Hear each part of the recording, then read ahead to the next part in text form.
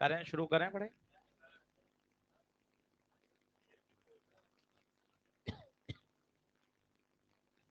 तो क्या सिखा दिया था? इलेक्ट्रॉन प्रोटॉन वाली बात बता दी थी आपको। ठीक है, कोई हेडिंग तो नहीं डाली आपने? ठीक है। ईएलपी नंबर 4 दी थी ना? ठीक है, अभी करते हैं इसको। पहले पहले हेडिंग डाल लीजिए।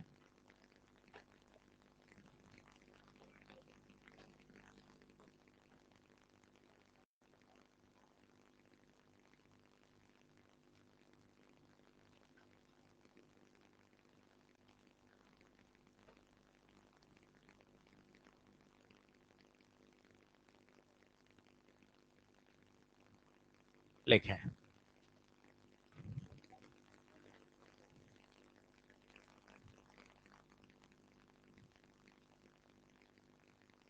Motion of charge particle in uniform electric field.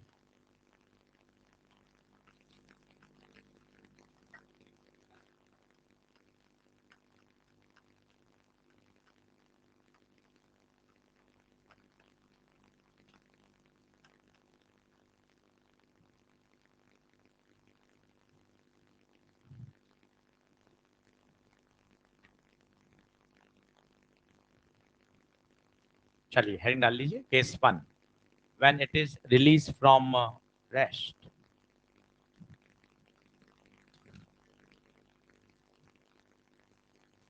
बहुत आसान है, अच्छे से देखिएगा।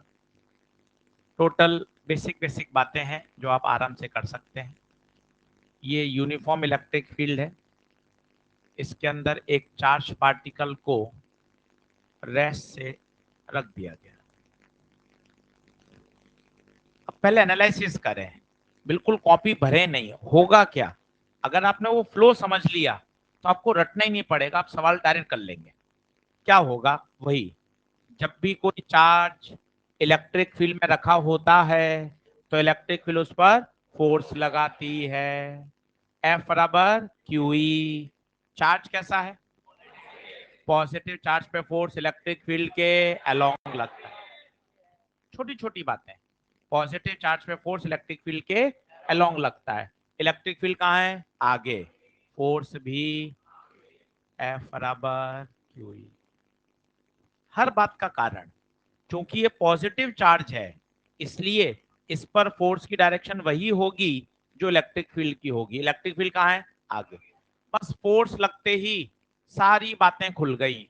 आपसे पूछेगा फोर्स बताओ, आप तुरंत बता देंगे एफ बराबर क्यू ई। आपसे पूछेगा एक्सिलरेशन बताओ, तो आप बता दोगे एफ बराबर एम ए। तो ए बराबर F by m q E by m. आपसे पूछेगा टी टाइम बाद कितनी डिस्टेंस कवर करी, एस बराबर u t plus half a t square. Release from rest u zero, acceleration की जगह q by m into t square.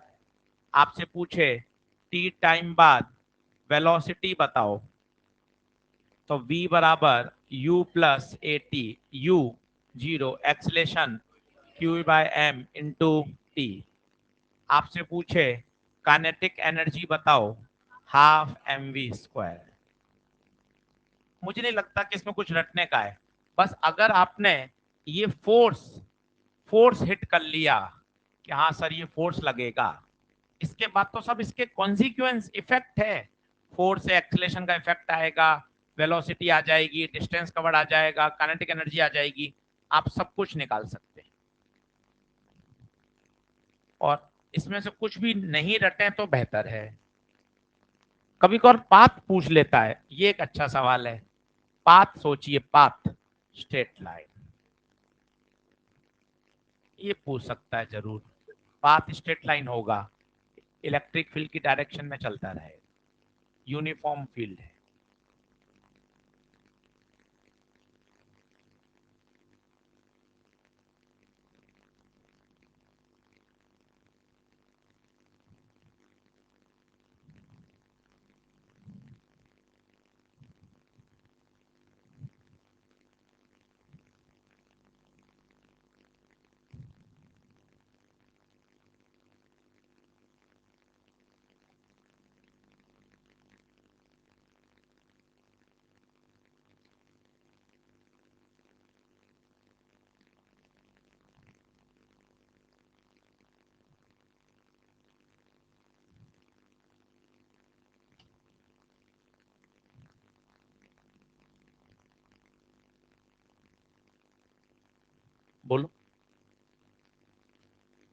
ये तो आपने छोड़ा release from rest.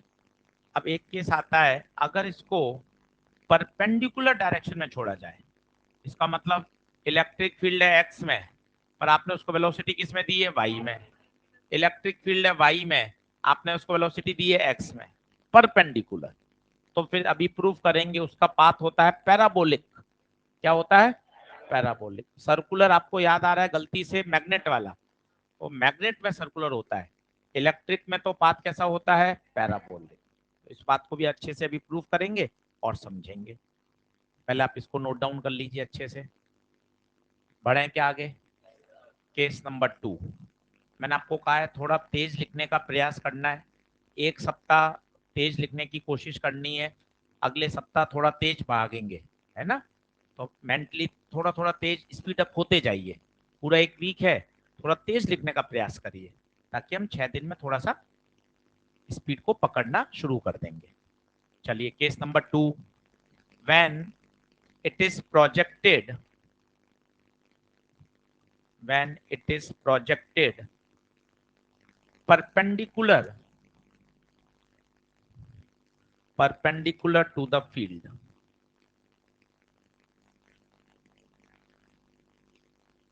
Perpendicular to the field. साथ साथ बनाते जाएं, जब मैं बना रहा हूं तब तब आप भी बनाते जाएं। समझने के लिए 2 मिनट रुक जाएं, बाकी बनाते चलिए। ये इलेक्ट्रिक फील्ड है अलोंग वाई, और पार्टिकल को छोड़ा है आपने अलोंग एक्स।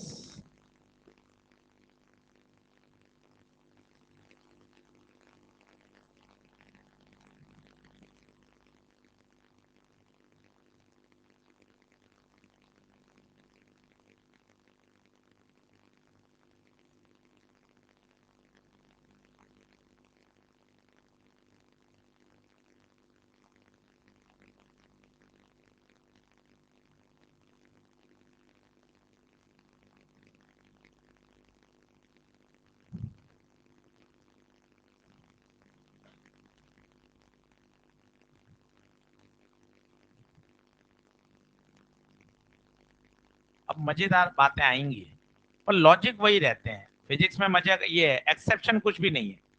आपने कॉन्सेप्ट क्या सीख लिया, अगर पॉजिटिव चार्ज है तो जहां फील्ड वहां फोर्स। ये बात पकड़ लो, अगर पॉजिटिव चार्ज है तो जहां फील्ड वहां फोर्स। क्या होगा पता है आपको, फील्ड कहाँ है, ऊपर।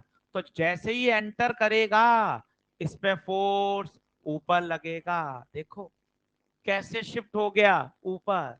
क्यों, आप महसूस करो, ये आ रहा था सीधा, फोर्स ऊपर लग रहा है, फोर्स ऊपर लग रहा है, फोर्स ऊपर लग रहा है, तो इस तरह से डिफ्लेक्ट हो गया।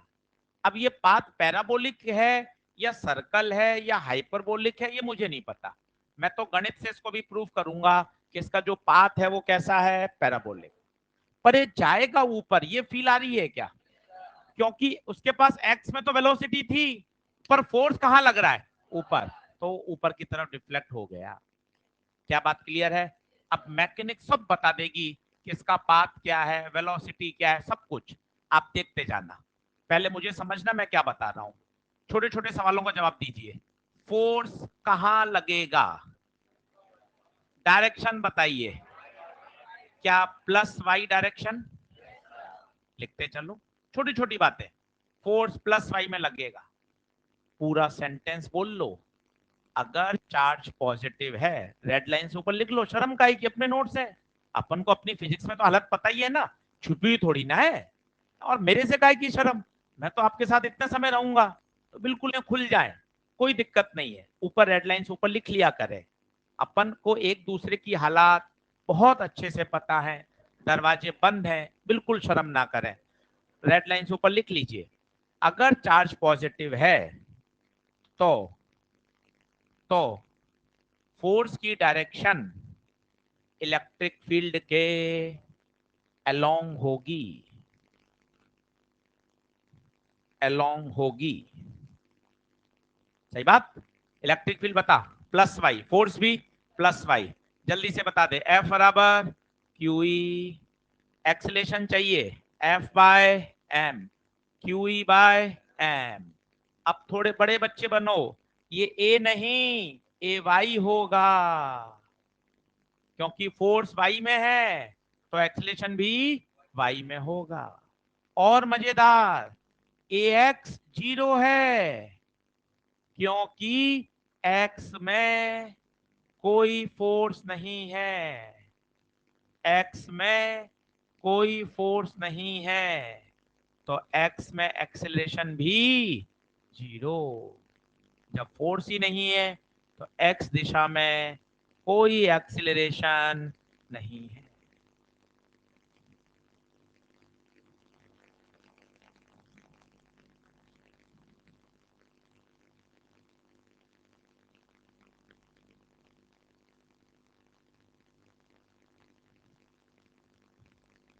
इस बात को दिमाग में बैठाओ, एक्सेलरेशन है ही कहां, y में, x में कोई एक्सेलरेशन नहीं है।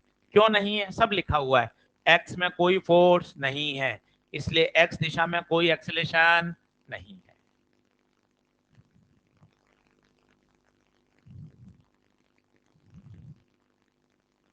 ऑनलाइन वाले बच्चे कह रहे हैं अमित कि भी वीडियो साफ नहीं आ रहा, बाकी सब लोग एक बार बता दो, रिफ्रेश करें क्या?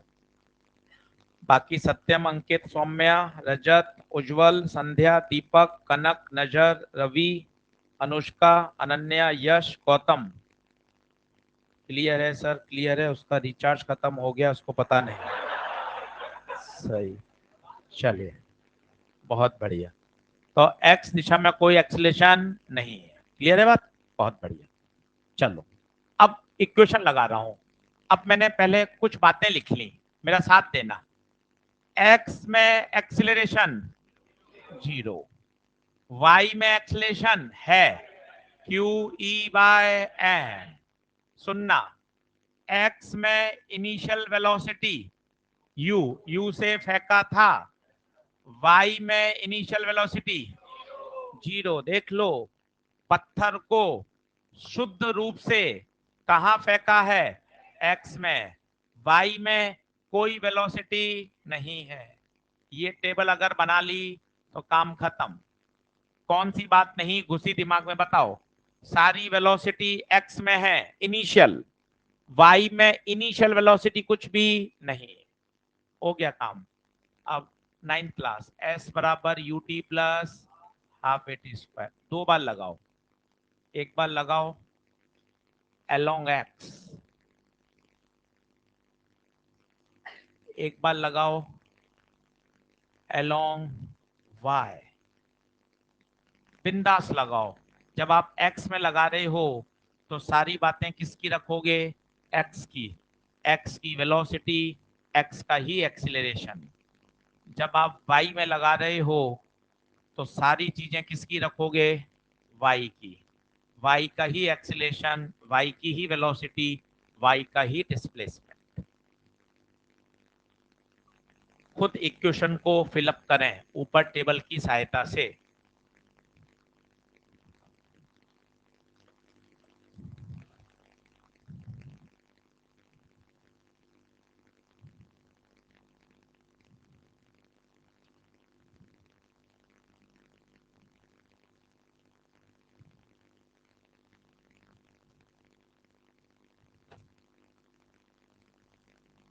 अब you x, U T, A x 0, माना एक्स में डिस्प्लेसमेंट एक्स है तो एक्स बराबर कितना आ गया, यू टी।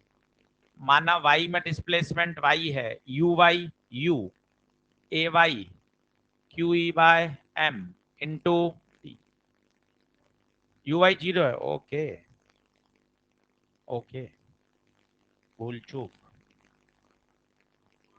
बहुत बहुत धन्यवाद आप। तो यहां से y की इक्वेशन आ गई half q E by m into t square. यहां से t उठा के वहां रख दीजिए। ये कुछ भी याद करने का नहीं है, ये केवल एक तरीका है जिससे सवाल की डीलिंग की जाएगी। सवाल कैसे प्रोसीड होता है वो तरीका है। टी को उठा के यहाँ रख दिया, एक्स बाई यू। ध्यान से देखिए, y is proportional to half constant q e m सब constant, y is proportional to x square, we show that the path is parabola. t की वैल्यू उठाकर उसमें डाल दीजिए, इसमें से कुछ भी रटने का नहीं है, सिर्फ एक तरीका फॉलो करिए, तरीका।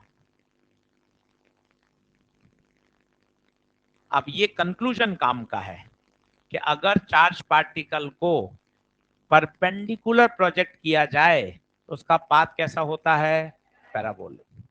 अब क्या ये तो आपको रटा हुआ है कि अगर ऐसा सेंटेंस मिल जाए परपेंडिकुलर तो पाथ पैराबोला, दिमाग भी क्या होता है रटने वाली बात को लेकर बहुत वैसा हो जाता है कि हाँ यही सेंटेंस मिलेगा तो मैं करूंगा। नीट में सवाल अलग आ गया, नीट में उन्होंने कोई लैंग्वेज ही नहीं दी, उन्होंने कहा पार्टिकल की इनिशियल वेलोसिटी वो है v बराबर v नॉट आई कैप और इलेक्ट्रिक फील्ड है E बराबर ई नॉट जे कैप। क्योंकि आपका दिमाग तो सोच रहा है मुझे वो लैंग्वेज मिलेगी एकदम सुंदर सी इन्वर्टेड कॉमा में, साइड में सर का नाम लिखा हुआ होगा, तब मैं पाथ बोल दूंगा पैराबोला कि whenever a charge particle is projected perpendicular to the field. भाई ने ऐसा शब्द ही नहीं लिखा, सिर्फ ऐसा लिख दिया। अब आपकी समझदारी, यही समझदारी है। ये देख वेलोसिटी कहाँ है, आई बोले तो एक्स, इलेक्ट्रिक फील्ड, इसका मतलब particle is projected perpendicular, path पूछा था पहला। ये समझदारी होती है, इसलिए समझना और उसको अप्लाई करना दोनों में अंतर है। हमारी अंडरस्टैंडिंग तो अच्छी है कि सर आप पढ़ाते हो समझ में सब आ जाता है, सवाल एक भी नहीं बनता, अलग अलग तरह के केस आते हैं, क्या करें आप सोचो किस तरह का जीवन जी रहे हैं कि सर समझ में सब आता है पर घर जाके सवाल बनाते सवाल ही नहीं बनता सर। तो समझना और अप्लाई करने में अंतर है, आप उसको अप्लाई करेंगे तो बढ़िया होगा। चलिए पहले इसको लिख लीजिए, कोई पीछे रह गया हो तो। पाथ याद रखिए, अगर 90 डिग्री पर प्रोजेक्शन है तो पाथ कैसा होगा, पैराबोला।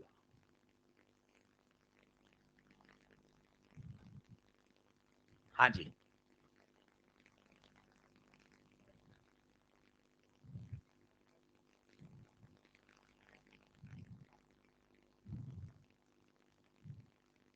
स्टार्टिंग में है ही नहीं, बस t बराबर 0 पर ही है, उसके बाद तो अंदर एंटर कर चुका और वेलोसिटी यहाँ नहीं है, वेलोसिटी का एक y कंपोनेंट भी आ गया, तुरंत तुरंत ही आ गया।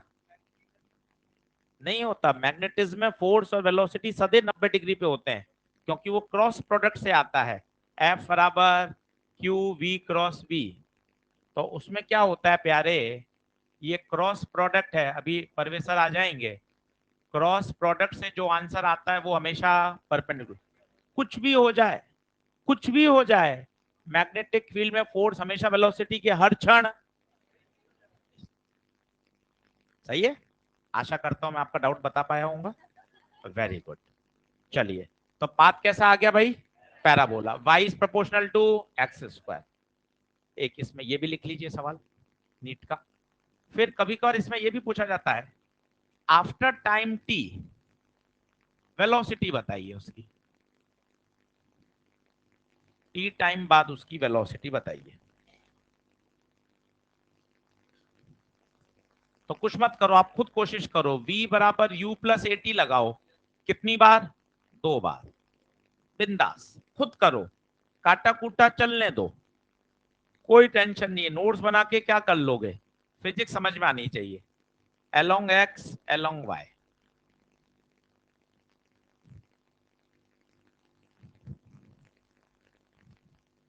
x में लगाना है सब चीज x की भरो, y में लगाना है सब चीज y की भरो, पुराने वाले से ही करना है, ये तो सवाल खत्म हो गया, पुराने वाले डेटा से ही करना है, ux uy जो था ये सवाल यहाँ खत्म हो चुका है, ये सवाल यहाँ था, ये ओवर, अब ये पुराने वाले से ही कंटिन्यू चल रहा है टॉपिक। पुराने वाली वैल्यू रखिएगा u एक्स वाली, यू वाई वाली, पुराने वाली।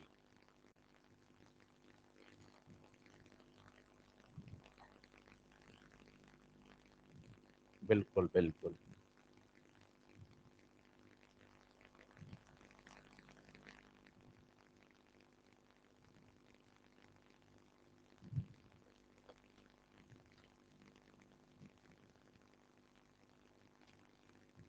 करा, करो। फिजिक्स में अपने आप को इन्वॉल्वमेंट करना पड़ेगा, तब फिजिक्स आपको रिवर्ट करेगी। आप इसको रटने वाला सब्जेक्ट मत बनाओ, आप इसको अप्लाई करने वाला सब्जेक्ट बनाओ कि मुझे रोज ना घर बैठकर 1.5 घंटा न्यूमेरिकल लगाने हैं बस। कॉन्सेप्ट दे दिया है, अब न्यूमेरिकल खेल लें, खेलोगे अच्छा हो जाएगा। हम आपकी मदद कर सकते हैं, आपके एफर्ट कम कर सकते हैं, सही दिशा में आपके एफर्ट करा सकते हैं। करना आपको है ये भाई। अब बता, यू एक्स कितना था? यू ए एक्स 0, तो वी एक्स यू। सर ये तो होना ही था, आज लगा लिया आपने, अब भविष्य में मत लगाओ। ऑब्वियस बोलो सर, ये तो स्वाभाविक है। जब एक्स में कोई बल नहीं है, एक्स में कोई एक्सीलरेशन नहीं है, तो एक्स में उसकी स्पीड बदलेगा कौन? कोई नहीं। तो देख, एक्स में स्पीड हमेशा यू। ये 3 स्टेप भी क्यों लिखने भाई? विज्ञान पढ़ रहे हो कि जब एक्स में कुछ बदलने के लिए कुछ है ही नहीं, तो फिर उसकी स्पीड को बदलेगा कौन? मतलब जीवन भर उसकी स्पीड एक्स में यू ही रहेगी। देख लो, यू ही है। आज लगा लिया, अब दिमाग थोड़ा ओपन करना पड़ेगा। एक्स में कोई बल ही नहीं है, तो एक्स वाली तो वेलोसिटी हमेशा कांस्टेंट रहेगी, कांस्टेंट रहेगी। वाई में देखो, u y 0, a y q by m into time.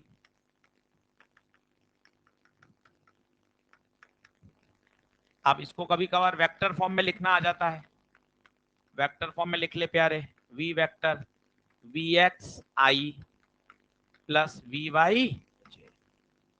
कभी कोई मैग्नीट्यूड पूछ ले तो under root of, Parvesh sir अभी आ जाएंगे यहाँ पर, आई कैप के कॉफिशिएंट का स्क्वायर, जे कैप के कॉफिशिएंट का स्क्वायर, बता देंगे अभी आपको मैग्नीट्यूड निकालना। Mod of b. तो आपने पूरा एनालिसिस कर लिया, टी टाइम बाद उसकी क्या वेलोसिटी होगी, टी टाइम बाद वो कहाँ होगा, उसका पाथ क्या होगा, सब कुछ आ गया। पर इस पूरे आर्टिकल में कुछ भी मत याद करना, क्योंकि न्यूमेरिकल इसी तरीके से सॉल्व हो जाएंगे। बस एक याद करना, 90 डिग्री पर पाथ क्या होता है, बाकी कुछ भी मत याद करो।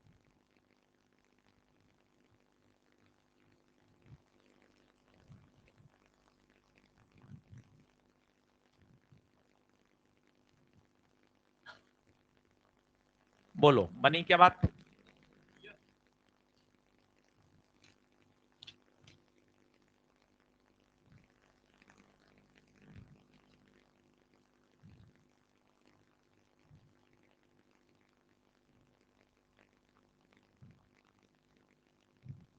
पढ़ो आगे। चलो, लाइन खींच दो, इस आर्टिकल को खत्म कर दो।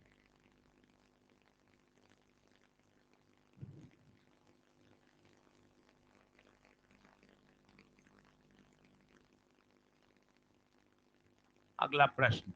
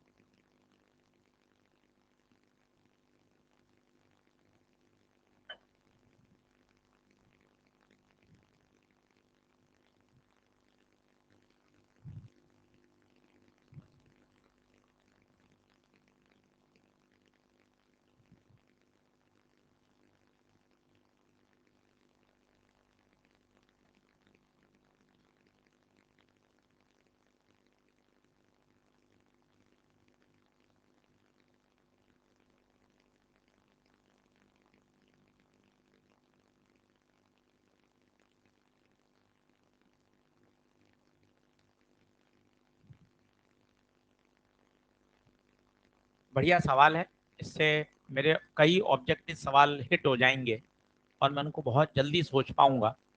इसलिए यहाँ हम 15 मिनट इन्वेस्ट कर रहे हैं, समझना चाहते हैं 15 मिनट कि यार सिचुएशन क्या बनेगी, क्या चीजें हैं जो डिस्कस करने की है। पहले आप प्रश्न लिखिए, इमेजिनेशन करिए, डायग्राम बनाइए, क्या हो रहा है आप खुद उसको फ्लो में लाइए। मैं तो यहाँ खड़ा ही हूं, मैं तो समझा ही दूंगा।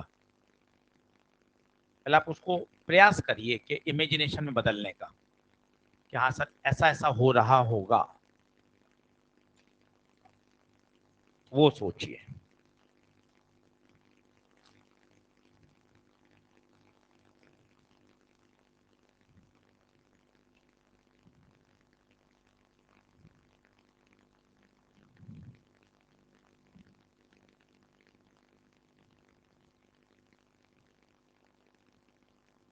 प्रश्न समझ में आया किसी को? चलो अब समझना। अब 15 मिनट क्यों पूछना, जितने क्यों आपने कर लिए उतने आपकी जीत हो जाएगी। ये रिंग, रिंग पे चार्ज है प्लस क्यू। आप देखना कितनी बातें मैं इस सवाल में जोड़ दूंगा कि यार आईआईटी का सवाल 15 मिनट का कराने के पीछे कारण मुझे अच्छे से पता है, नीट में तो नहीं आएगा ये। और मुझे ये भी पता है कि इस 15 मिनट के करने से मेरे 12-13 सवाल अपने मॉड्यूल के ईएलपी के जल्दी सॉल्व हो जाएंगे, तो वो अप्रोच डेवलप हो जाएगी। आइए देखते हैं। ये रिंग है, पेन पेंसिल छोड़िए, चार्ज रिंग है सेंटर पे। सर मुझे याद है Ashish sir, at centre electric field is 0। Concept गिनना, कितने कॉन्सेप्ट मैंने लगा दिए। ठीक है, अब उसने कहा सेंटर पर एक चार्ज रखा है। अब बता, माइनस क्यू पर लगने वाला बल, माइनस क्यू पर लगने वाला बल, बल होता है F बराबर क्यू ई। क्यू है माइनस क्यू, पर ई तो 0 है, तो इस पे बल अभी, बल का 0 का मतलब इक्विलिब्रियम है। इक्विलिब्रियम कौन सा है ये किसी को नहीं पता, स्टेबल है या अनस्टेबल वो तो समय बताएगा, पर फोर्स 0 है ये बात तो तय है, इक्विलिब्रियम है। बताइए क्या ये दो बिंदु क्लियर?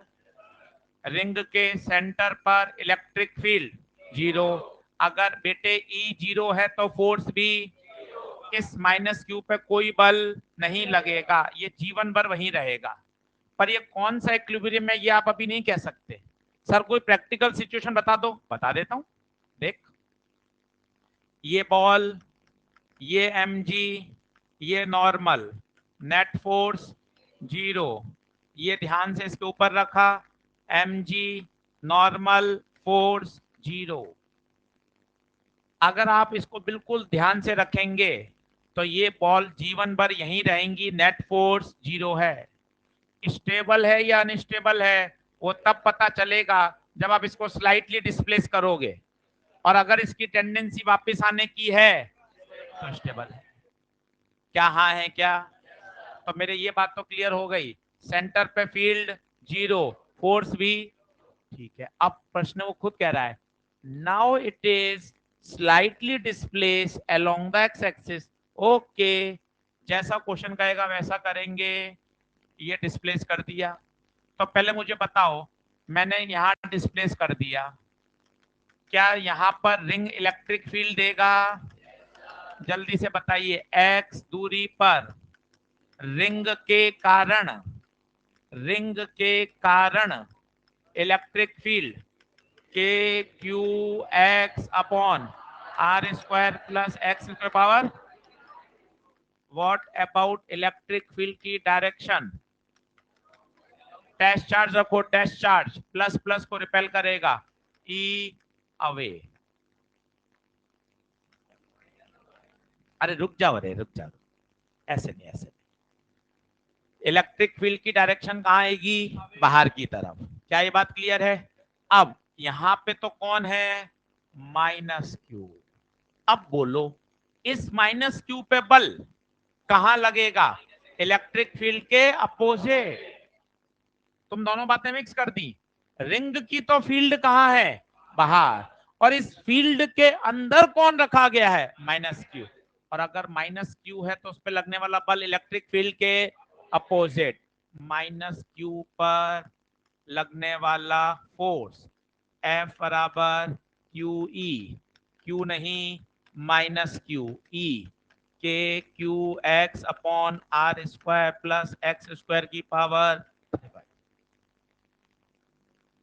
सर मुझे केवल बायो पसंद है, मैं आईओसी पढ़ना सर पसंद करता हूँ, बायो बहुत बढ़िया लगती है सर।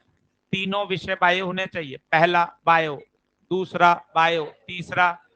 इतना कहाँ सोचवा रहे हो सर आप, इलेक्ट्रिक फील्ड जीरो, फिर फोर्स जीरो, अब डिस्प्लेस कर दिया तो इलेक्ट्रिक फील्ड आ जाएगी, इलेक्ट्रिक फील्ड की डायरेक्शन कहाँ है, बाहर, पर उस फील्ड में जो माइनस क्यू रखा उस पर फोर्स, बोल हाँ है क्या, ये आ गया साहब फोर्स, किस पर, माइनस क्यू पे लगने वाला फोर्स।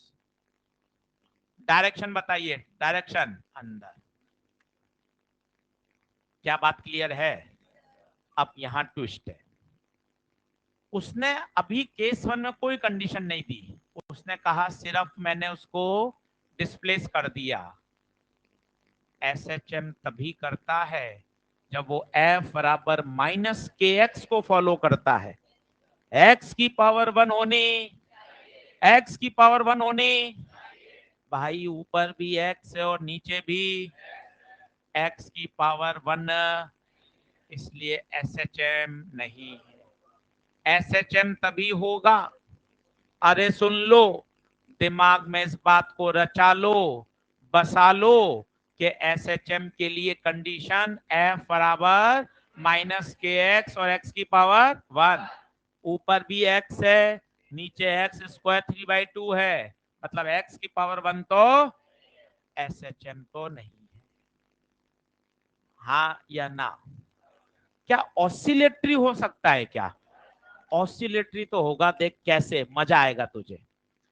सेंटर पे फोर्स कितना था, 0, तूने बाहर ले जाके छोड़ा, फोर्स कहा, इस फोर्स से वो अंदर भागेगा, अंदर भागेगा, अंदर भागेगा, अंदर भागेगा, अंदर भागेगा, अंदर भागेगा, यहां आते आते उसके पास वेलोसिटी आ चुकी होगी, तो रुकेगा नहीं उस वेलोसिटी के कारण, पर जैसे ही आगे जाएगा फोर्स कहां लगेगा, पीछे, तो धीरे धीरे वो रिटार्ड होना शुरू कर देगा।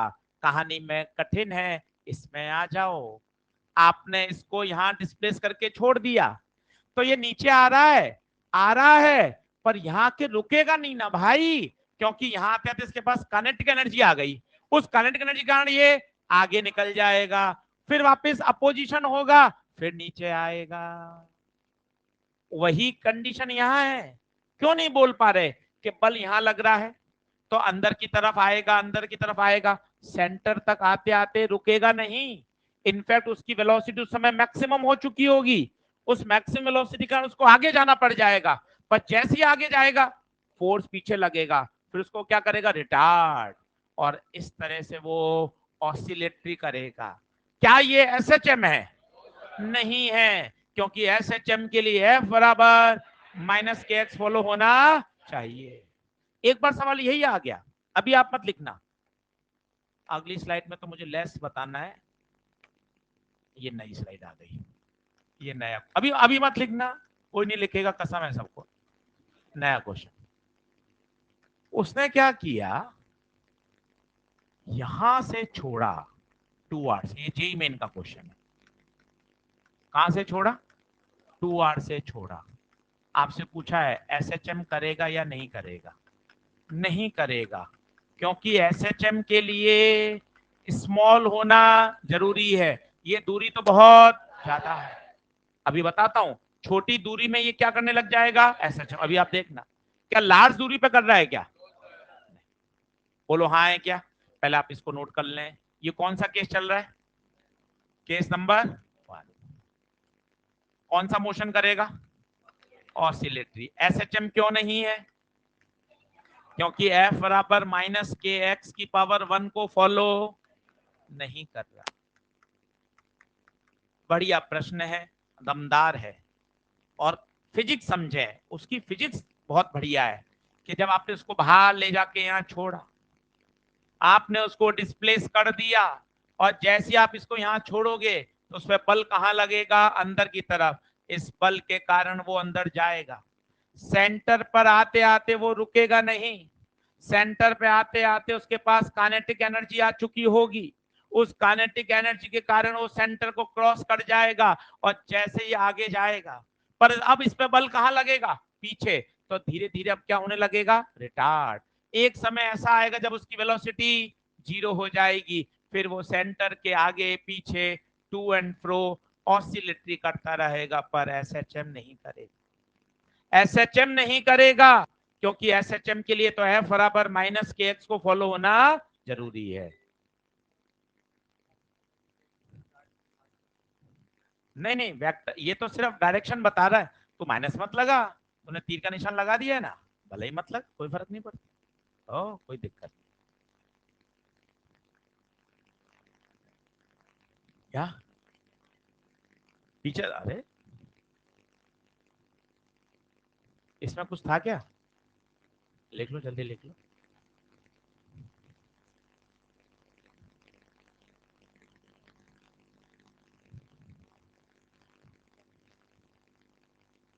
कहां पर, बीच में नेट जीरो होगा ना, उसमें नेट फील्ड ही नहीं है वहां पर।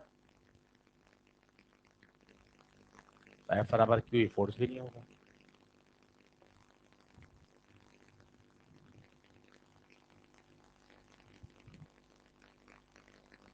मिटाऊं,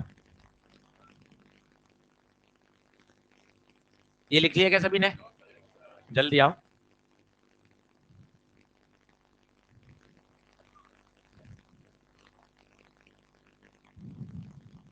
फटाफट आइए फटाफट। पेपर बना दिए भाई। ओ पेपर बना दिया।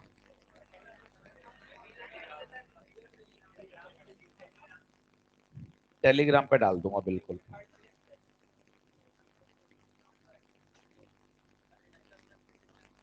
25 25 क्वेश्चन लेफ्ट हो गए। हाँ, कहाँ पे प्यारे, इसमें बिल्कुल सही कह रहा है तू, बड़ा क्यू आएगा, रिंग का ही चार्ज आएगा, बिल्कुल सही कह रहा है। देख तेरी समझ बढ़ रही है धीरे धीरे, थैंक यू बोल मुझको। है यार, मैं मास्टर की गलतियां निकालने लग गया, देख कितना बेहतरीन पढ़ा रहे हैं सर मुझे, कि आज मैं इस लेवल पे पहुंच गया कि सर का क्यों मैं सही करने लग गया, कि सर क्यों यहाँ रिंग का आएगा। चलिए, अब ये तो हो गया केस वन। अब केस टू वही काम का है, जब डिस्प्लेसमेंट कैसा हो, स्लाइड। आप खुद करना, आपको मजा आएगा। केस टू पहले भी सिखाया था आपको, एक्स बहुत छोटा है तो बताओ x square plus r square. X छोटा है तो एक्स नेगलेक्ट हो गया, किसके बराबर, आर स्क्वायर। उस वाले फोर्स को कॉपी कर लो और खुद करके बताओ।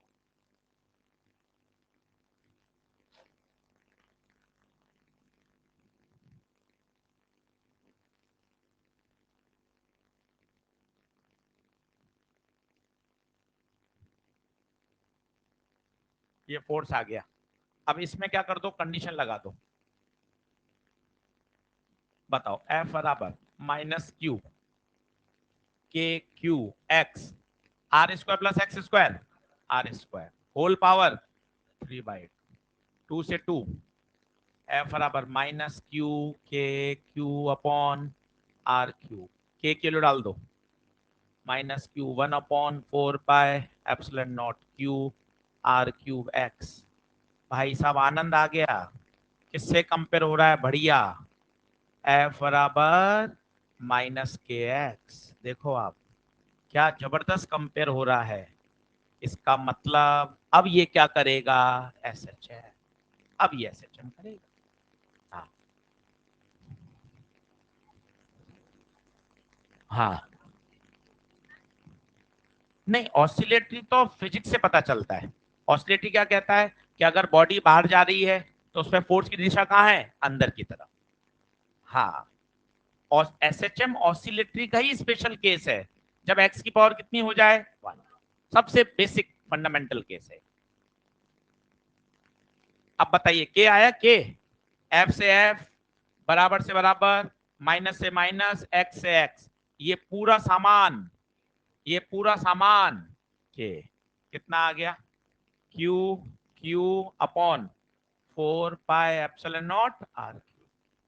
आपको अगर टाइम पीरियड निकालना हो 2 पाई अंडर रूट m/k, आपको ओमेगा चाहिए 2 पाई बाय, कुछ भी फाइंड किया जा सकता है,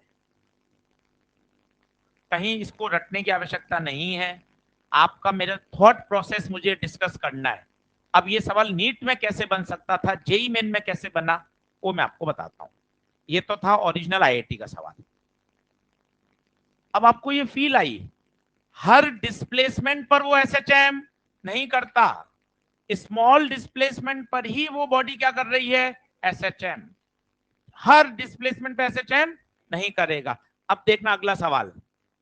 अब बताओ, यहां से इसको छोड़ा, यहां से इसको रेस्ट से रिलीज किया, बताओ क्या ये एसएचएम करेगा, नहीं करेगा। क्यों, क्योंकि ये जो 2r डिस्प्लेसमेंट है ये बहुत बड़ा है, इसलिए एसएचएम नहीं करेगा।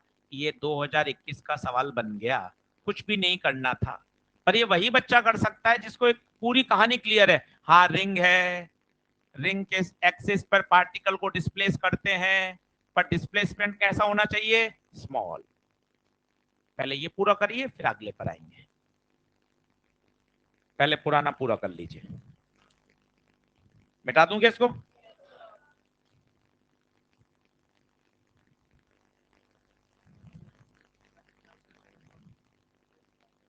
हाँ तो वो तो तीर का निशान बन गया ना, फिर तीर का निशान बता ही रहा है ना कि बॉडी कहां जा रही है, अंदर। तो फिर माइनस के एक से कंपेयर नहीं करेंगे, फिर सिंपल किसे करेंगे, ये बात। बढ़े आगे, ये हो गया, डन है क्या, ये वाली स्लाइड हटा दो, पक्का। ये लिख लो जेई मेन का नया क्वेश्चन, वो खत्म कर देना, लाइन खींच देना, ये नया सवाल।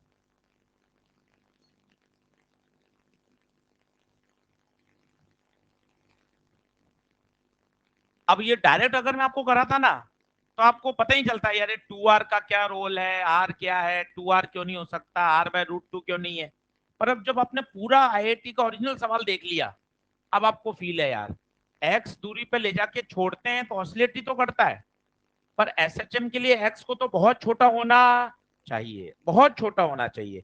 यहाँ तो 2r बहुत बड़ा है भाई r की तुलना में, वो नेग्लेक्ट नहीं हो सकता। ये बात है इंपॉर्टेंट।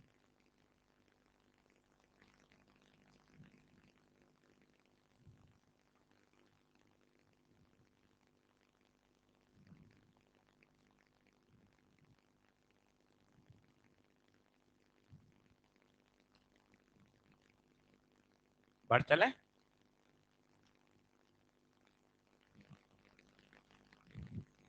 आंसर है it will not execute SHM because 2R is a large displacement.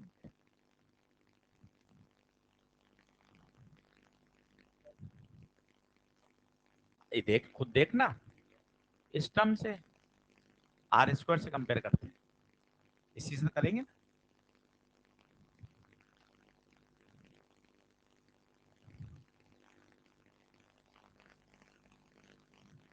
Clear, line खींच दीजिए, अच्छा सवाल था। अब आपसे ये हो जाना चाहिए। सेम ऐसा ही सवाल एक और बनता है, वो भी देखिए, इसको नोट डाउन कर लीजिए, अच्छे से रिलैक्स हो जाइए, 1 मिनट। एक सवाल एक और बताता हूं,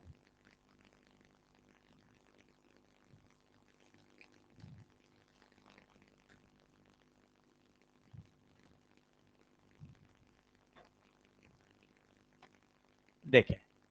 ये भी एक पॉपुलर एआई ट्रिपल का क्वेश्चन है, इसको भी महसूस करिए।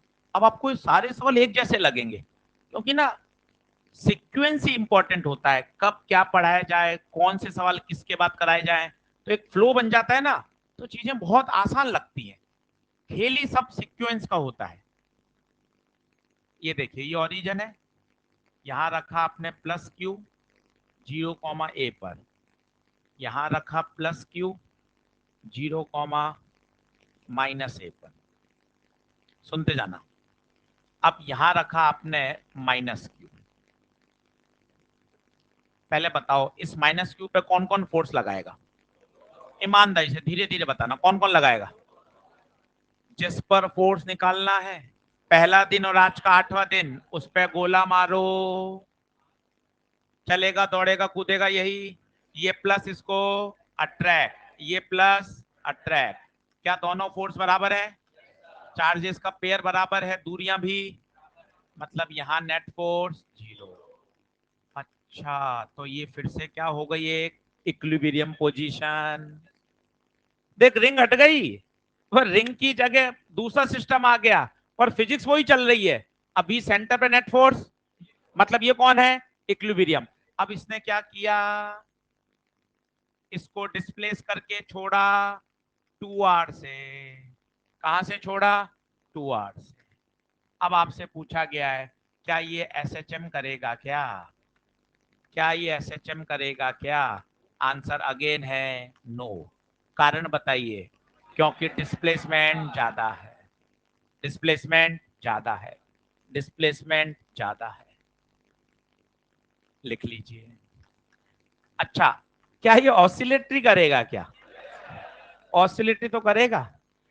सोच, अगर ये प्लस होता तो ऑसिलेटरी भी नहीं करता। आज आपको कठिन पढ़ाना था तो छुट्टी ही कर देते। 40 मिनट हो गए, एक बात समझ में नहीं आ रही। आप पहले ही कह देते आज आपका पढ़ाने का मन नहीं। कैसी आज शब्द बोल रहे हो, एक भी सवाल समझ में नहीं आ रहा। कोशिश करिएगा, घर जाके वीडियो फिर से सुनिएगा, 2 बार 3 बार, चीजें समझ में आएंगी। सारी बातें समझनी पड़ेंगी। जिस लेवल पर पेपर आता है वहां में जाना पड़ेगा। अब आप देखो, ये ऑसिलेटरी है क्या? हाँ ऑसिलेटरी तो है। क्यों? वो सुनो, इस पे फोर्स कौन कौन लगाएगा? ये प्लस क्यू, ये इसको अट्रैक्ट करेगा। ये लगाएगा प्लस क्यू, ये इसको अट्रैक्ट करेगा। नेट फोर्स इधर आएगा। बता, क्या इसकी टेंडेंसी लौटने की है या नहीं है?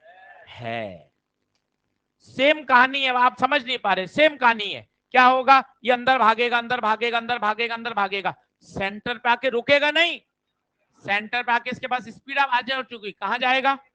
पर जैसे ही पीछे जाएगा फोर्स अंदर लगेगा, बॉडी क्या करने लग जाएगी? ऑसिलेशन। एसएचएम क्यों नहीं कर रही? क्योंकि आपने इसको ज्यादा दूरी से छोड़ा है। अगर वो दूरी बहुत कम होती तो एसएचएम हो जाती। एआई ट्रिपल में आया हुआ सवाल है, यही पूछा था। एसएचएम नहीं करेगा। सीखेंगे तब बातें बन भी जाएंगी, घर जाके फिर पढ़ेंगे। दिक्कत क्या है? अब आपके पास कम से कम 4 सवाल एक जैसे एक साथ इकट्ठे हो गए तो आपको पढ़ने में, रिवीजन करने में आनंद आएगा कि हाँ, आपने सस्पेंडेड सिस्टम पढ़ाया, सारे सवाल सस्पेंडेड के एक साथ, एक जैसा टॉपिक पढ़ाया, उसके सारे प्रश्न एक साथ। यही नोट्स का आनंद है, यही सिस्टम है कि चीजों को किस तरह से डेवलप किया जाता है। हाँ, किस वाले को प्लस कर दें? ये तो दो दो प्लस है ही, इस वाले को कर दें तो फिर ये क्या करता? बाहर भाग जाता। तो फिर अपन वो सवाल कर तो रखा है अपन ने एक एआई ट्रिपल ई का कि अगर अपन इसको अलोंग द एक्सिस करते तो अपन को सोचना पड़ेगा कि वो क्या होगा, एसएचएम करेगा या नहीं करेगा। जैसे ये प्लस क्यू है, ये प्लस क्यू है, अलोंग वाला अपन ने किया था ना, इसको क्या करें, प्लस या माइनस? प्लस। कहां ले जाए, ऊपर या नीचे? मर्जी तेरी चलेगी, बता, ऊपर नीचे? ऊपर। देखिए ऊपर ले गया तो क्या होगा? इसकी दूरी हो गई कम, इसकी दूरी कम हो गई तो इसका फोर्स डोमिनेट करेगा, इस पर नेट फोर्स कहां बचेगा? नीचे। तो बॉडी की टेंडेंसी कहां है? नीचे आने की। तो इक्विलिब्रियम स्टेबल तो है, पर एसएचएम है या नहीं वो डिपेंड करेगा इसका डिस्प्लेसमेंट।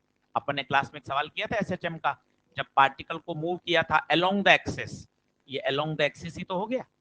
सेम क्वेश्चन अपन कर चुके हैं। ठीक है, चलो बढ़े क्या आगे? लाइन खींच दीजिए। ये एसएचएम के काफी सवाल मैंने आपको बता दिए कि जो आपको आने चाहिए। आंसर लिख लीजिए इसका क्या होगा? एसएचएम नहीं करेगा।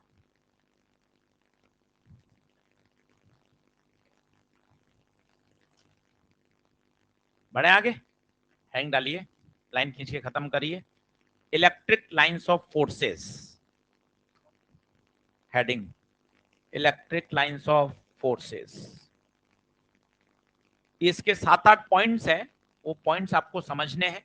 काफी आपको 12th बोर्ड के रटे हुए हैं। जैसे आपको पूछ लें, दो इलेक्ट्रिक लाइन फोर्स कभी इंटरसेक्ट नहीं करते, ये बोर्ड का पॉपुलर सवाल है और आपको एकदम रटा हुआ था। दो इलेक्ट्रिक लाइंस इंटरसेक्ट नहीं करती, अगर वो कट जाएंगी तो उस पॉइंट पे दो डायरेक्शन हो जाएंगी, जो कि पॉसिबल ला दो नंबर। मतलब बोर्ड का पॉपुलर है, एकदम रटा हुआ है आपको। अपन पूरा एक्सप्लेनेशन नहीं लिखेंगे, सीधा लिखेंगे पॉइंट पॉइंट्स। लिखिए, हेडिंग डालिए इलेक्ट्रिक लाइंस ऑफ फोर्सेस। पहला पॉइंट लिखिएगा, दे आर इमेजिनरी लाइंस। पहला बिंदु लिखिए, दे आर इमेजिनरी लाइंस। वास्तव में ऐसी कोई लाइन दुनिया में एग्जिस्ट नहीं करती, केवल और केवल एक इमेजिनरी कॉन्सेप्ट है टू विजुअलाइज द इफेक्ट, ताकि हमें चीजों को विजुअलाइज किया जा सके। वास्तव में इलेक्ट्रिक लाइंस ऑफ फोर्स नाम की कोई चिड़िया दुनिया में एग्जिस्ट नहीं करती, they are pure imaginary lines. दूसरा पॉइंट लिखिए, द टेंजेंट ड्रॉन। दूसरा पॉइंट लिखिए, आइए सब मिलकर आज एक साथ लिखें, the tangent drawn, the tangent drawn at any point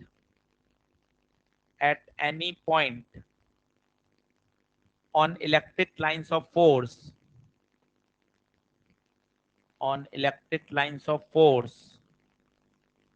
gives the direction of electric field at that point, direction of electric field at that point. बिल्कुल बेसिक सी बात है, सभी ने पढ़ा हुआ है, पर एक बार बता देता हूं। ये इलेक्ट्रिक फील्ड है। अब आपको किसी पॉइंट पर क्या चाहिए, इलेक्ट्रिक फील्ड की डायरेक्शन, कि सर मुझे यहाँ चाहिए, यहाँ पर क्या खींच देंगे, टेंजेंट, ये आ गया ई पर। सर मुझे यहाँ चाहिए, यहाँ पर क्या खींच देंगे, टेंजेंट, ये आ गई क्यू पर। लिखते जाइए, दूसरा डायग्राम बना लीजिए।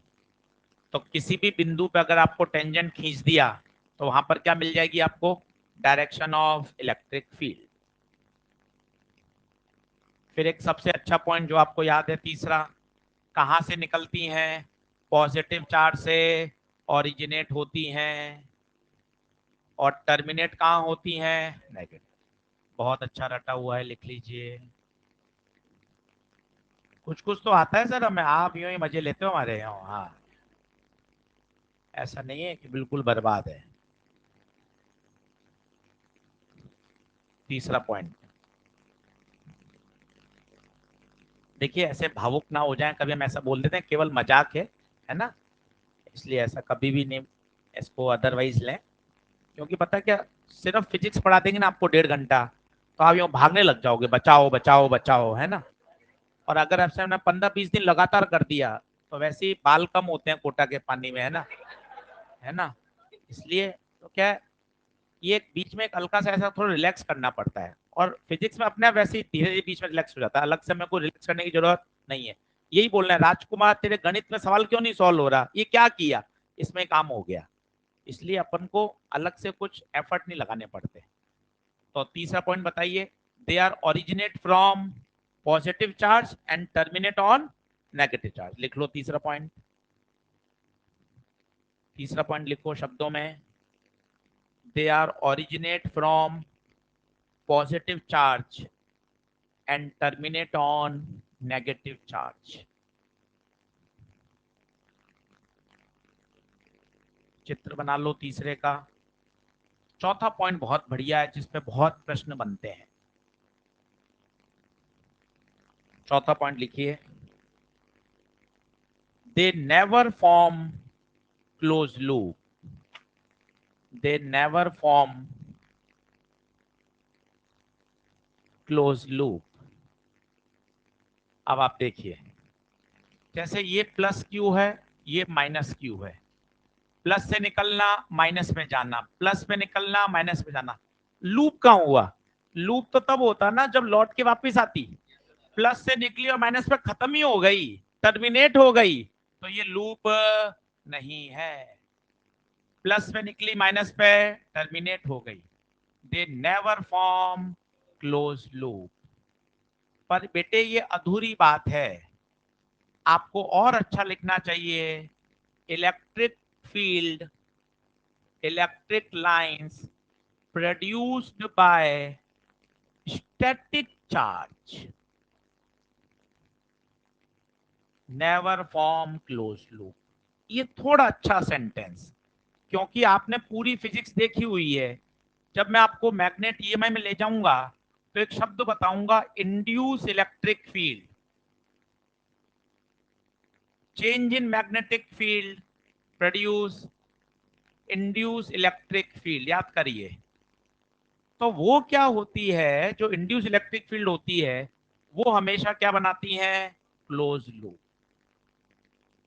तो दोनों बातों को अलग करिएगा, सवाल की भावना को समझना पड़ेगा। अगर वो इलेक्ट्रो इलेक्ट्रो की बात कर रहा है तो electric lines produce by static charge, रुके हुए चार्ज को ही तो हम पढ़ रहे हैं। टॉपिक का नाम ही इलेक्ट्रोस्टैटिक है। तो हम जो किताबों में पढ़ रहे हैं वो कभी क्लोज लूप नहीं बनाती अगर वो इलेक्ट्रोस्टैटिक है। बाद में जाके ईएमआई में ये आएगा टॉपिक इंड्यूस इलेक्ट्रिक फील्ड। इस शब्द को हाईलाइट कर लें। इंड्यूस शब्द आएगा तब पक्का पक्का वो क्या बनाएंगी, क्लोज लूप। अच्छा, मैग्नेट की भी बनाती हैं, वो भी तुम समझदार हो। मैग्नेट की लाइंस फोर्स तो हमेशा ही बनाती हैं। इस साल का सवाल है 2023 का। नॉर्थ से निकलेंगी साउथ में जाएंगी, साउथ से वापस north, they always form close loop. तो सवाल पूरा ही अच्छे से देखना, तभी आएगा। Magnetic lines of force always form close loop. सारी बातें नोट करो, मैं आपको फिर समझाता हूं और फिर इसको हाईलाइट करो।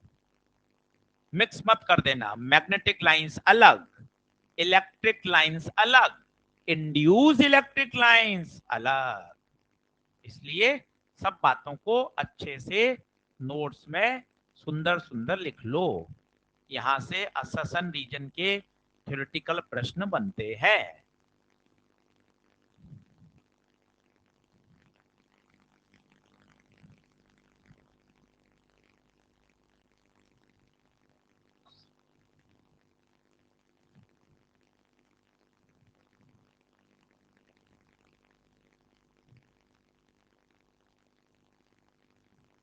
बढ़ो आगे, जल्दी आ जाओ। सारी बातों को अच्छे से नोट डाउन कर लेना।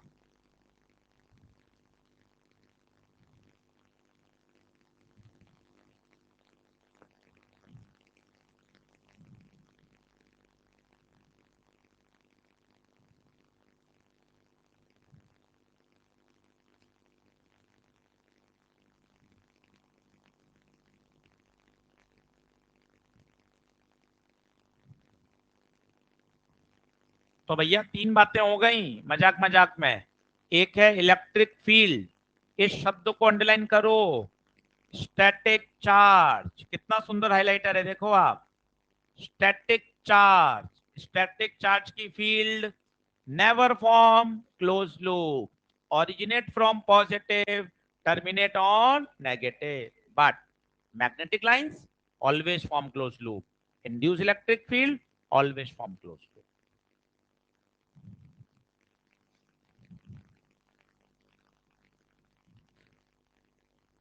अगला लिखो, पॉइंट नंबर कौन सा आएगा, 5। ये अपना बोर्ड वाला फेमस 2 नंबर लिए थे, इसमें लिख लो।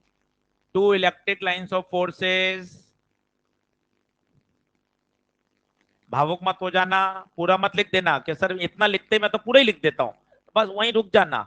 Two electric lines of force never intersect each other. Two electric lines of forces never intersect each other. कभी वो आपस में कट नहीं करती, क्योंकि अगर वो कट कर देंगी तो उस कटिंग वाले पॉइंट पे दो दिशाएं हो जाएंगी, जो कि संभव नहीं है, वेक्टर क्वांटिटी है। Two electric lines of force never intersect each other. अगला पॉइंट लिखिएगा।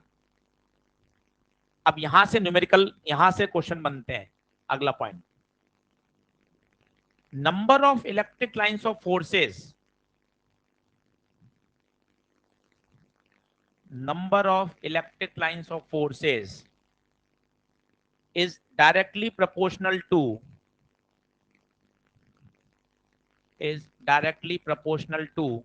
magnitude of the charge। मैं शब्दों को रिपीट कर रहा हूं। Number of electric lines of forces directly proportional to magnitude of the charge. क्या मतलब है, इस प्रश्न को समझिए। ये 2 बार परीक्षा में आया हुआ है। ये Q1 है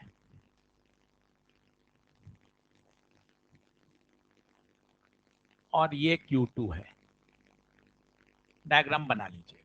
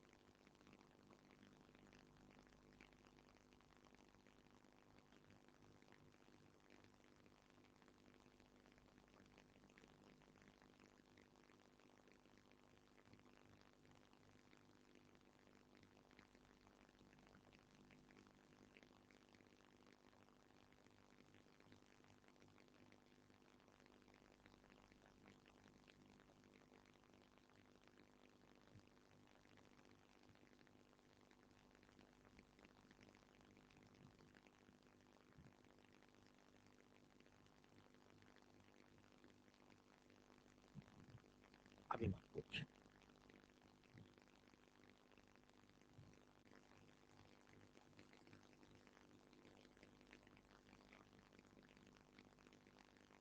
अब देखो, ये सवाल चित्र से ही सॉल्व होगा।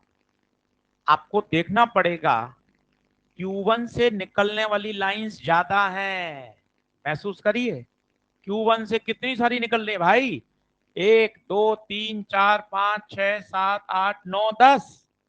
जबकि Q2 पे टर्मिनेट 3 और 3 6 ही हो रही है। इसका मतलब बड़ा चार्ज कौन है, Q1। जितना चार्ज ज्यादा होगा उतनी उसकी इलेक्ट्रिक लाइंस ऑफ फोर्स भी ज्यादा होंगी। तो आपसे पूछा जाता है, बताइए कौन सा चार्ज बड़ा है। आपको बोलना पड़ेगा Q1 Q2 से बड़ा है। क्यों, कारण बताइए, कारण बताइए। क्योंकि Q1 से ज्यादा लाइंस ऑफ फोर्स ओरिजिनेट हो रही है। दूसरा, नेचर। नेचर तो बहुत आसानी से बता सकते हैं। Q1 से ओरिजिनेट हो रही है, Q1 से ओरिजिनेट हो रही है, इसलिए Q1 पॉजिटिव रहा होगा। Q2 पे जाके टर्मिनेट हो रही है, इसलिए Q2 नेगेटिव रहा होगा। बढ़िया और छोटा कंसेप्चुअल सवाल। प्लस माइनस का नेचर भी पता करना है और मैग्नीट्यूड में कौन बड़ा है वो भी पता करना है। वहां शब्दों में जरूर लिखिए Q1 क्यों बड़ा है, क्योंकि number of electric lines of forces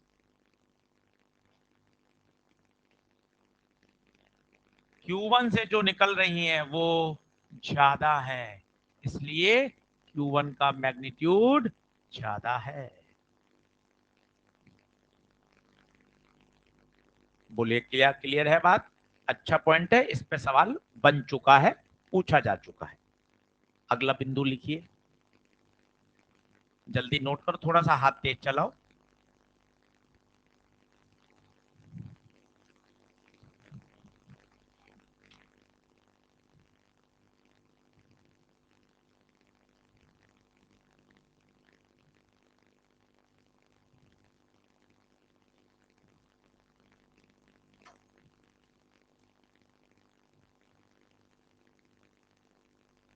पांचवा पॉइंट, द रिलेटिव क्लोजनेस। सातवां, सातवां, the relative closeness, CLOSENESS, the relative closeness gives the idea of gives the idea of strength of electric field, gives the idea of strength of electric field. क्या कहना चाहता हूं, देखिए, जहां पे भीड़ भड़ाका ज्यादा होगा, कंजेशन ज्यादा होगा, वहां पर इलेक्ट्रिक फील्ड की स्ट्रेंथ ज्यादा होगी। ये देखिए, ये बिंदु ए है, ये बिंदु बी है। बताइए ज्यादा भीड़ भड़ाका कहाँ है, ए पर ज्यादा है, तो आप कहोगे ए पर फील्ड ज्यादा है। यहां बताइए, ये पॉइंट है पी, ये है क्यू, कहाँ ज्यादा है फील्ड, क्यू पर या पी पर, क्यू पर। तो जहां फील्ड लाइंस पास पास होंगी, नैरो होंगी, कंजस्टेड होंगी, क्लोज होंगी, वहां पर इलेक्ट्रिक फील्ड की स्ट्रेंथ ज्यादा होगी। और लास्ट डायग्राम जो आप पूरे चैप्टर में बनाओगे, जिसे कहते हैं यूनिफॉर्म इलेक्ट्रिक फील्ड, इक्यू डिस्टेंस पर है, इक्यू डिस्टेंस, मैग्नीट्यूड भी सेम है, हर जगह डायरेक्शन भी सेम है, इसे कहा जाता है यूनिफॉर्म इलेक्ट्रिक फील्ड। ई एवरीवेयर सेम है, मैग्नीट्यूड वाइज भी, डायरेक्शन वाइज भी। और दो दो लाइन के बीच की जो दूरी है वो कैसी है, बराबर है, इसे कहा जाता है इक्यू डिस्टेंट। सबसे ज्यादा हम यही बनाते हैं पूरे चैप्टर में, जिसे कहा जाता है बच्चों uniform electric field, uniform electric field.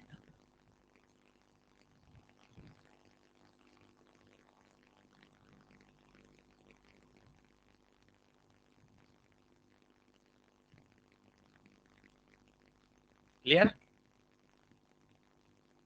तो ये आपको 7-8 पॉइंट याद होने चाहिए। ये सारे पॉइंट क्या है, इलेक्ट्रिक लाइंस ऑफ फोर्सेस के हैं। जो जो इसके पॉइंट्स हैं वो हमें याद होने चाहिए। इस पे थ्योरेटिकल सवाल सीधा पूछा जा सकता है। अब ईएलपी निकालिए, ईएलपी नंबर 4 पहले निकालिए।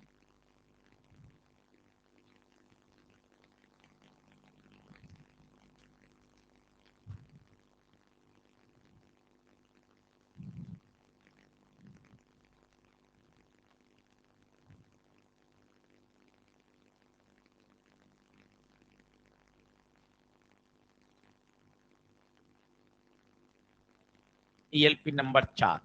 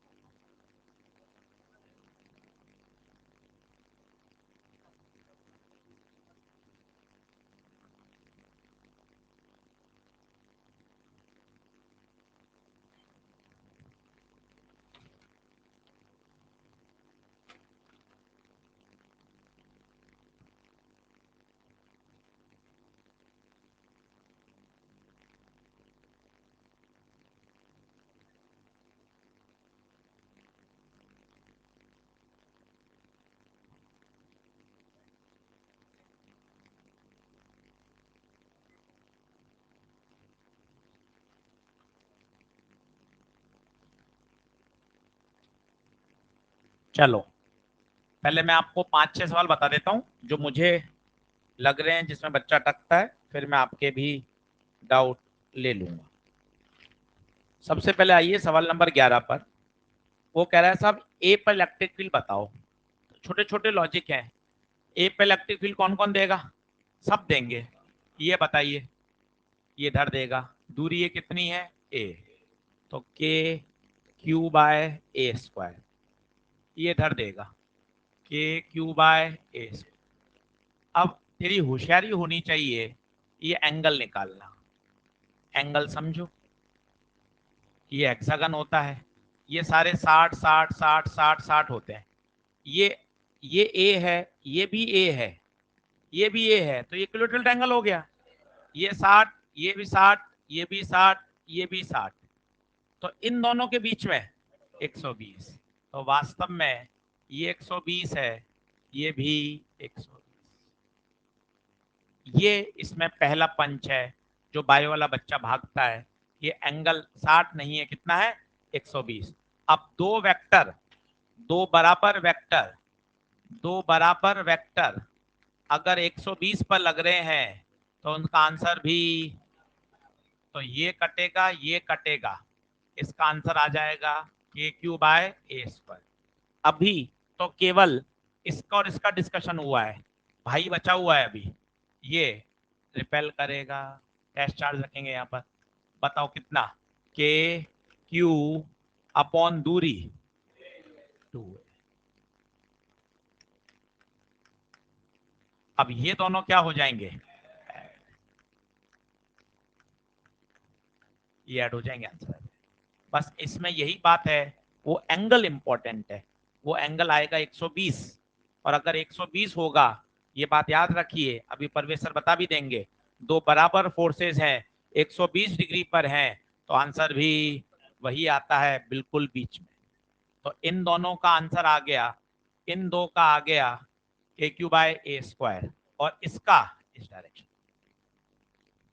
क्लियर है बात? चलिए, बहुत बढ़िया सवाल था, 11वां काम का सवाल है।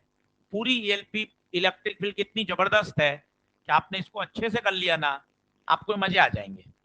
अब सेंटर पे चाहिए, सेंटर पे क्या रख दो? Test charge. अपने तो वो 3 पॉइंट आप बोलते नहीं हो, 3 पॉइंट जहां इलेक्ट्रिक फील्ड चाहिए वहां टेस्ट चार्ज रखो। टेस्ट चार्ज का नेचर पॉजिटिव, चलेगा दौड़ेगा कौन? Test charge. करना पड़ेगा, इस साल भी वही गलतियां करेंगे, आगे नहीं बढ़ पाएंगे। सवालों को दुश्मन मानोगे, नहीं हो पाएगा। क्वेश्चन के साथ दोस्ती करनी पड़ेगी। ईएलपी मॉड्यूल हाथ ही नहीं लगाते, अपने तो नोट्स कर लेंगे। अरे नोट से कुछ नहीं होना भाई, नोट से कुछ नहीं होना।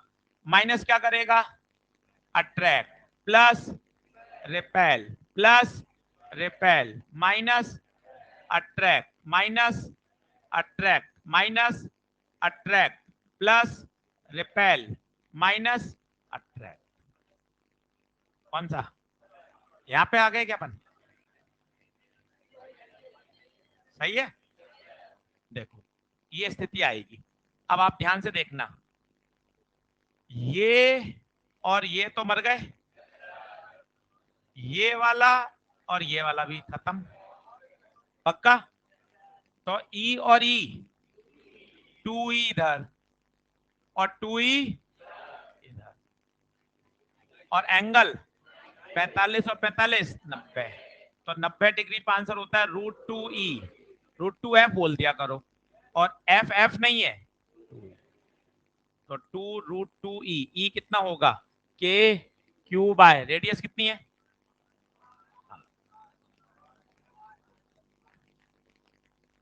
क्या समझ में आया क्या? अच्छा सवाल था, काम का सवाल है।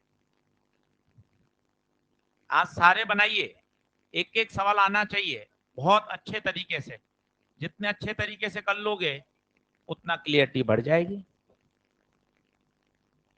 बढ़ू आगे?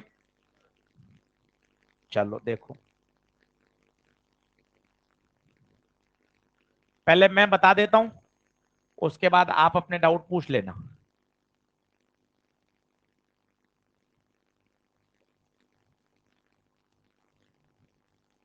सोलवा देखो, तीन charges are place at the corner of equilateral triangle, the magnitude of electric field at the centre due to Q is E, और then total field at centre O is 3। तो बताइए क्यू कितना होना चाहिए? एक अकेले चार्ज के कारण कितनी है? ई, किसके कारण? प्लस क्यू के कारण। कितनी होगी प्लस क्यू? बताओ। के क्यू अपॉन दूरी ए बाय रूट, ये एक्स मान लो, बार बार ए बाय रूट से कौन लिखेगा? तो ड्यू टू चार्ज Q, क्या ये बात सही है? इसको एग्जामिनर ने क्या बोल रखा है? E। पहले तो इसको ओके करो, क्या सही बात है?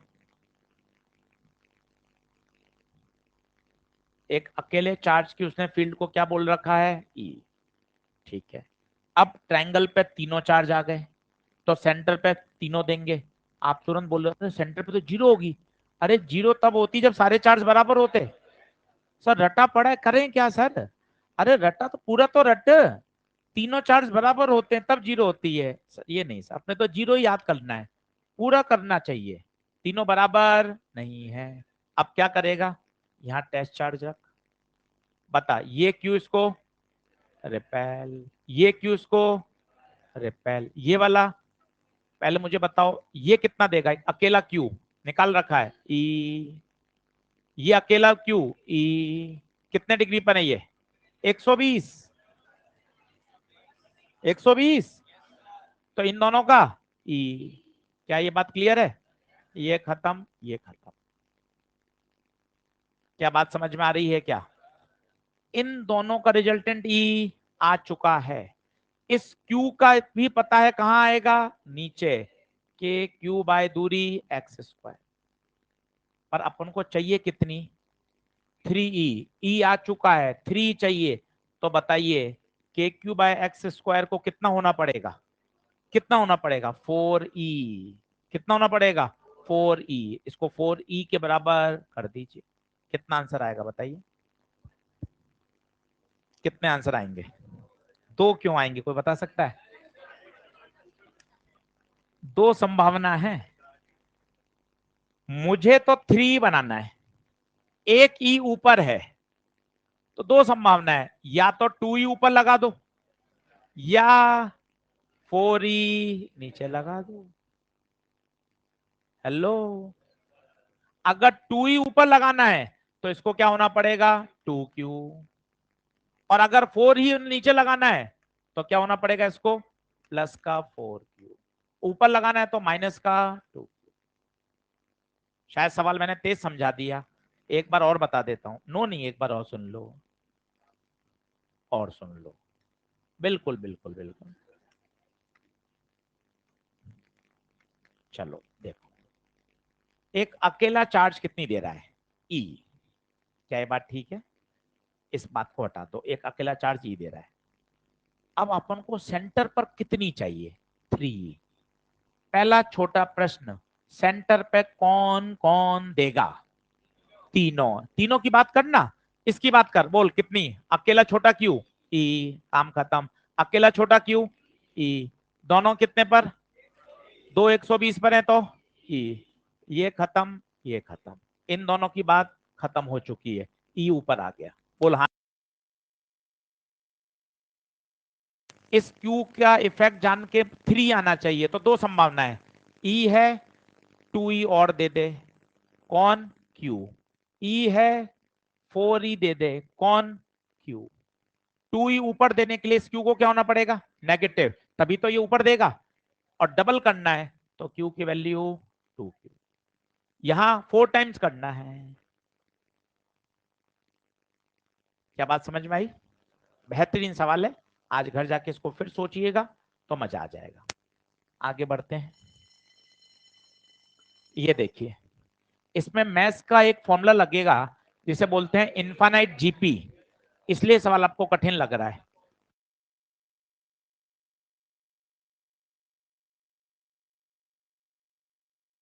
फॉर्मूला होता है के क्यू बाय आर स्क्वायर। तो पहले की फील्ड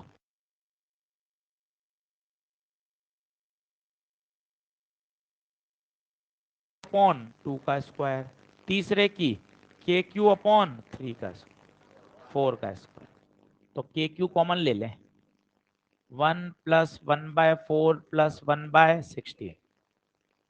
बच्चों ये इनफाइनाइट जीपी होती है जिसका सम आपको याद होना चाहिए a अपॉन 1 - r। बहुत चैप्टर में काम आएगा, इससे भाग्य नहीं।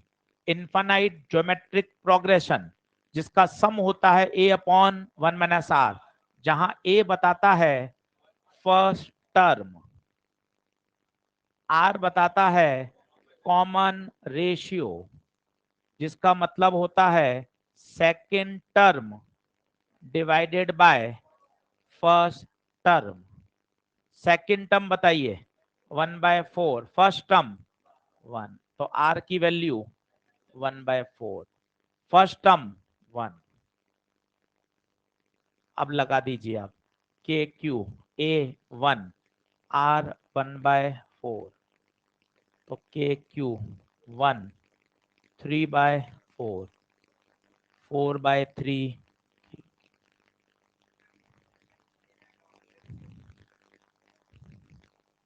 याद कर ले। ये सेट ही ऐसा होगा कि के क्यू कॉमन आ जाए, इसलिए आंसर हमेशा यही आएगा। ये क्यू 2Q 3Q अगर उसने दे दिया तो ये पूरी प्रोग्रेशन हिल जाएगी, वो ज्योमेट्रिक प्रोग्रेशन बनेगी नहीं, इसलिए आंसर यही आता है। क्या बात क्लियर है क्या? अब एक प्लस एक माइनस कर दोगे तो यहाँ साइन अल्टरनेट आ जाएंगे, तो 4 आएगा, तो 1 + 1/4 5/4 हो जाएगा। क्या बात समझ रहे हैं? अच्छा सवाल है। चलिए अब एक बार आइए पेज नंबर 3 पर आइए। पेज नंबर 3, इलेक्ट्रिक फील्ड किसको डिफ्लेक्ट करेगी? जिस पे चार्ज होगा। F बराबर QE, चार्ज होना जरूरी है। X ray, neutron, gamma rays, इन पे चार्ज नहीं होता, अल्फा पे होता है। अल्फा पे चार्ज होता है तो अल्फा पे बल लगाएगी। F बराबर QE। 13, 13, 14,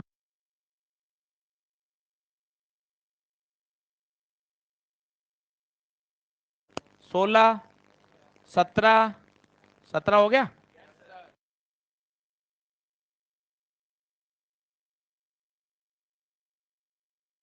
बता दो।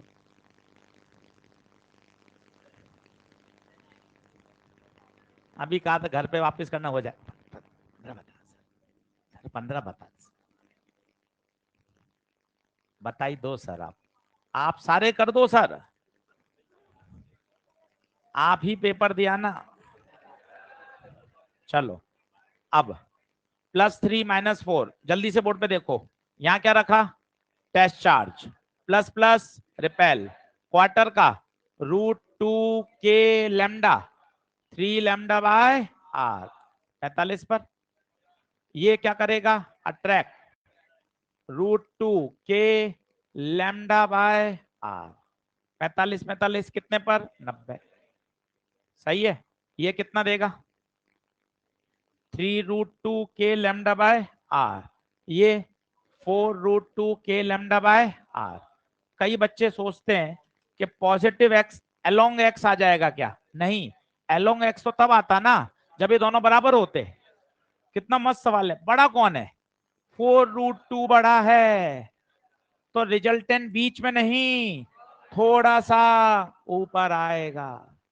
अरे सुन लो, दोनों बराबर होते तो बीच में आता है लॉन्ग एक्स, पर 4√2 बड़ा है तो कहां जाएगा? Above x x. हाँ या ना? है कितने डिग्री पे? 90, 90 डिग्री पर आंसर E1² + E2। वो चिल्ला रहा √2E। अरे √2E तो तब होता है भाई जब दोनों का मैग्नीट्यूड सेम होता है। ऐसे रट्टे मारे पड़े हैं भाई साहब। 90, ओ 90 √2E, 90 पे √2 तब होगा जब दोनों का मैग्नीट्यूड सेम होगा। घोट लो पूरा, स्क्वायर कर दो, तो 3 × 9, 9 दूना 18, और 4 16, 16 2 32, 32 और 8 50 आ जाएगा। कितना? 5√2। और अबव एक्स, अबव एक्स समझ में आया? क्योंकि ऊपर वाले का मैग्नीट्यूड ज्यादा, और अगर दोनों बराबर होते तो एग्जैक्ट कहां था? Positive x. सही है। चलो कल इसको कंटिन्यू करूंगा, कल इसको पूरा करिएगा।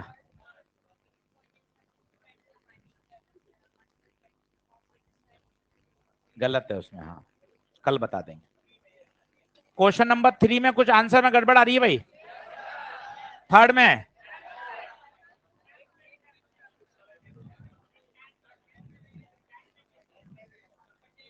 तीन और 10 में, ठीक है। कल एक बार दोनों करके बताऊंगा, 3 और 10। सारे लिख दूं, सब में गड़बड़ है? तेरे खुद के नहीं आ रहे आंसर। चलिए धन्यवाद, आपका बहुत बहुत धन्यवाद।